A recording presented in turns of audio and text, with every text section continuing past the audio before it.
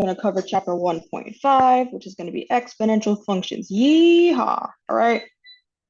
Okay, so it's going to be quick, easy. We're going to move on with our day. All right. So first thing we're going to do is have the definition. Again, very loosely speaking here, it's definition 12. In an exponential function of the form f of x is equal to a times b to the k x minus d, this all in exponents plus c. Your book will not start there. Your book will start with like a is equal to pe to the rt. I'm sure you guys have seen that before. But we're extra, and I don't believe in applied math. So you learned something about me today. All right, what we're going to do now is we're going to break down each of these individual parts, and we'll take a look at what they do. Okay. So first, you have your A, which is going to be your starting value when x equals 0. This is also known as your y-intercept. And I think they might have covered this in pre-calc, but it is also known as your vertical stretch. Okay. And by that, we mean that you leave x alone, like whatever the x coordinate value is, and you multiply y, like the value of y, by a. I'll put that in quotes so you don't get confused by a as well as the letter a. All right, we'll go into what that does later. Next is we're going to talk about what b does. B is called your base.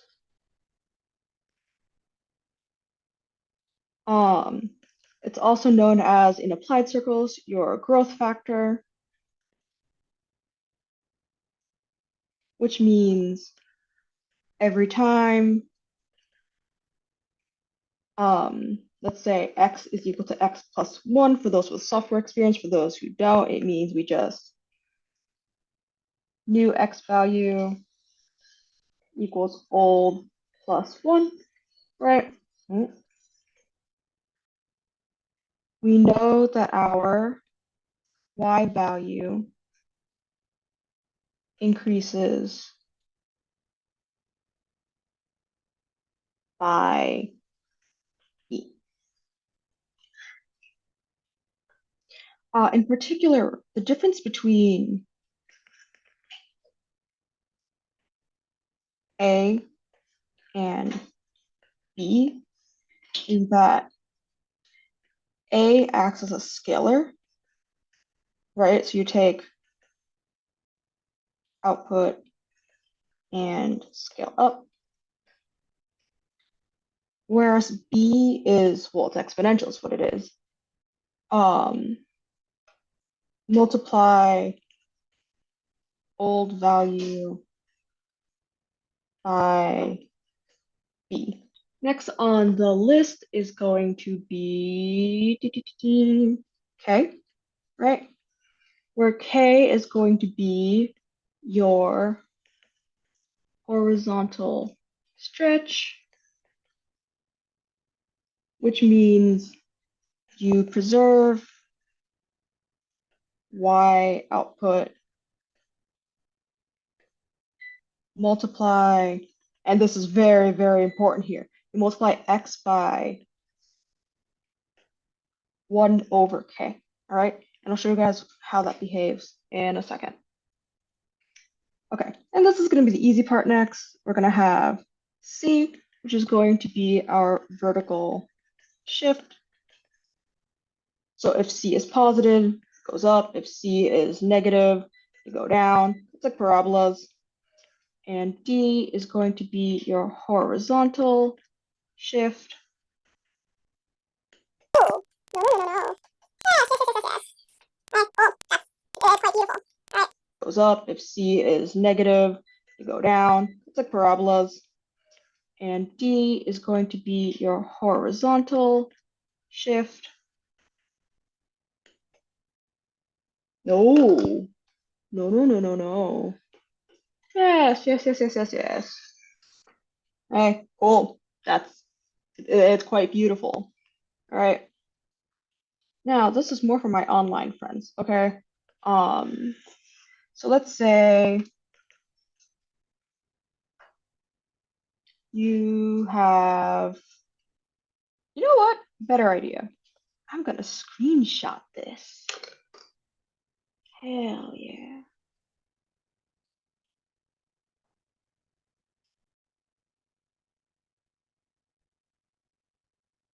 Okay. If you hear sizzling in the background, no, you didn't. All right. Cool. So, this is gonna be the word problem. I decided to have it printed out instead of writing it because I think that would suck real bad.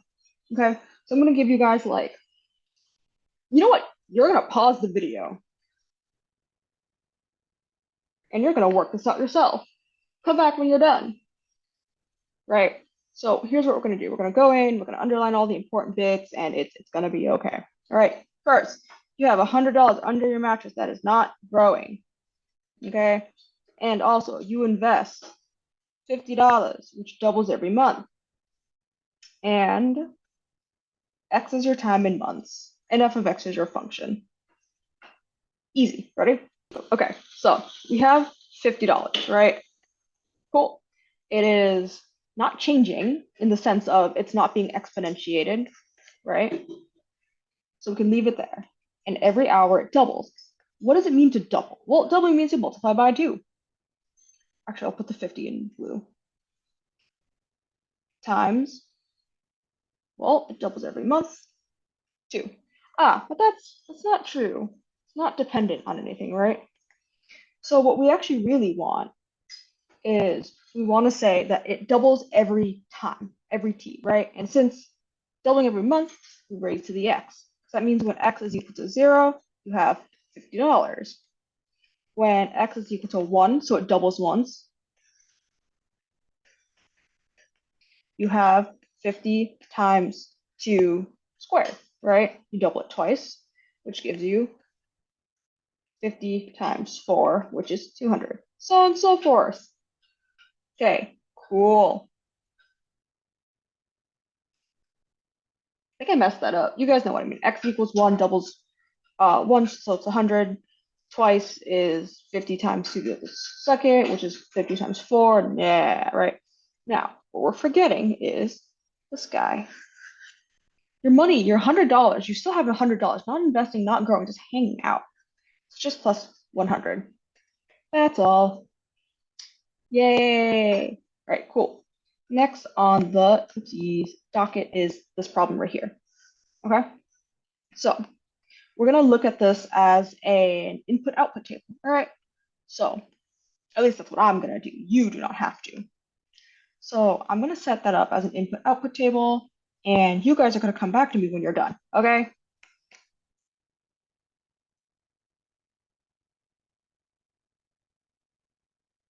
Okay, if you unpause this, you might have gotten stuck. So here's how I would work it out using the input-output method. So you have x, and let's call this f0x, right? So your initial function, right? Okay, when x is equal to -2, I tell you that it's 1 over 10 squared, right? Or 1 over 100, that's fine too. When x is -1, f of x is 1 over 10 to the first. When you have 0, oh crikey. When you have 0, you're going to have 1. When you have 1, you're going to have 10. When you have 2, you're going to have 100. Easy money, right? Okay. Now, I'm going to pay very close attention, okay? Because this is where a lot of us mess up. Erasey, erasey. Okay, so let's call this, I should have labeled these oopsie daisies, f1x, right? F the 1x. Just a name, right? You have 10 to the x plus 7. And we know that this plus 7 is a vertical shift, right? So what are we going to do? We're going to go, 1 over 10 squared plus 7. That's it. This one? Oh, you mean 1 over 10 plus 7. And then you mean 1 plus 7. And then 10 plus 7 and 100 plus 7. Easy. Easy money, right? Okay. So let's call this.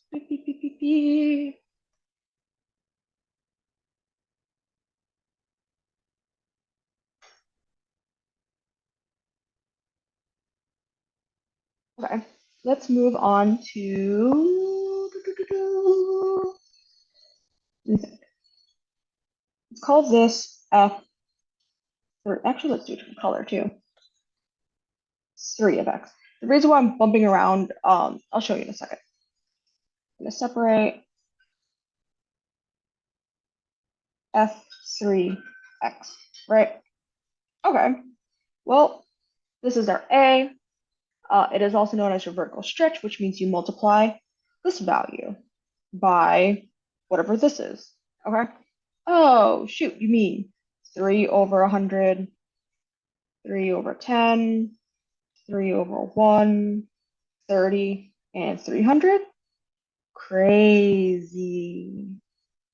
Okay, so what we're going to do now is we're going to handle the other two weirdos who will look a little bit as follows. I'm just going to pause this so I can erase this tee. Okay, y'all aren't ready for this next part. It's going to be crazy, okay? We're going to call this F2 of X, okay? So F2 of X, you must be asking, Amanda, why is it on this side instead of that side? And the reason is because, do you see this 5 right here? We established that as our horizontal shift, right? But what that really means is you're messing with the X values, not the Y values, okay? I'm going to pause. Okay, so do you notice how back in our notes, way back when, right?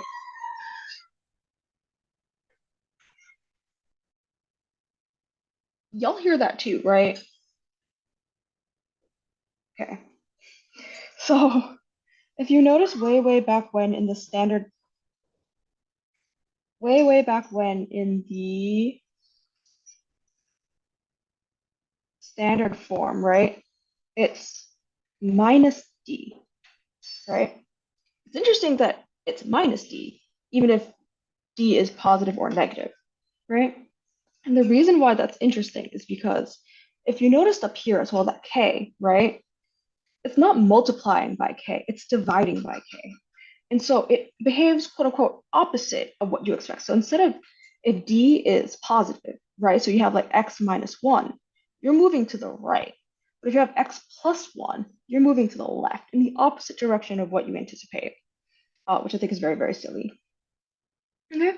So what we're going to do is we're going to shift to the right in the positive direction, 5 units, which means negative 2 plus 5 is positive 3. Negative 1 plus 5 is 4. This is 5, 6, and 7. Okay. And so similarly, what we're going to do is we're going to address, oh, we haven't addressed that yet. We're going to address F sub 4, which has 11. So instead of multiplying by 11, you want to divide by 11, okay? So if you were to multiply by 11, you would, or divide by 11, you would go negative 2 over 11, negative 1 over 11, 0 over 11. So this doesn't change. 1 over 11 and 2 over 11. Okay, beautiful. Now, how are we going to put it all together?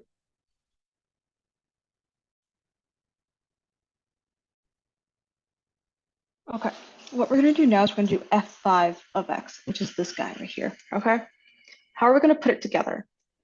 I know I probably should have done like this and then like plus c or something, or plus d or something like, no, let's see, something like that, but hear me out. Okay, there's only so many moving parts we're working with, okay? This half are the x values, or sorry, this half handles the y values, and this half handles the x's, right? So we can actually do them independently of each other, which is going to be really cool. Okay, so actually let's start with the x half, shall we?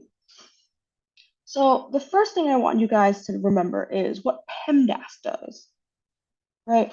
PEMDAS tells us that we want to deal with the parentheses first, yada, yada, yada. But when we're talking about addition and multiplication, right? Addition always comes before multiplication. Or, shit. Multiplication comes before addition, okay? And so if you notice this vertical shift right here, right? This does whatever it wants, and then you move up, right? And so we're actually going to treat this the same exact way, all right? So let's start with the x half, right? We're going to divide by 11 and add 5. Okay. So here I'm going to write k is equal to 11, just so we know what we're working with. So if we divide by 11, we have negative 2 over 11, negative 1 over 11, 0 over 11, 1 over 11, and 2 over 11. Easy. We already did this, right? And then all we got to do is this, which is to add 5. Probably should have color coded it, but that's okay. D is equal to 5. So you don't go back to here. You're going to go from here, okay? And this is going to be negative 2 over 11 plus 5, negative 1 over 11 plus 5, 0 over 11 plus 5, 1 over 11 plus 5, and 2 over 11 plus 5. Okay. Here, let me fix the colors for you guys and make it all pretty again. Yeah. So, in the same way, right? What we can now do is we can say, oh, a similar thing holds for the y values. So we know that A is equal to 3 and C is equal to 7. Easy. A is equal to 3, B equals to 7, so we multiply. 3 over 100, 3 over 10, 3, 30, 300, 3 over 100 plus 7. Again, plus 7 on the outside. Okay, friends, don't try to put it in here. Don't do that. It's not 10 over 100.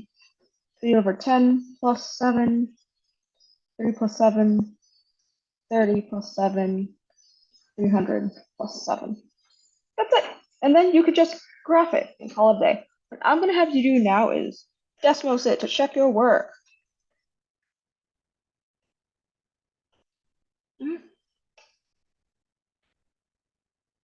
I lied, that's all.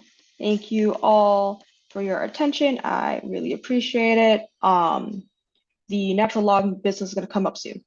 Okay, thank you. Bye.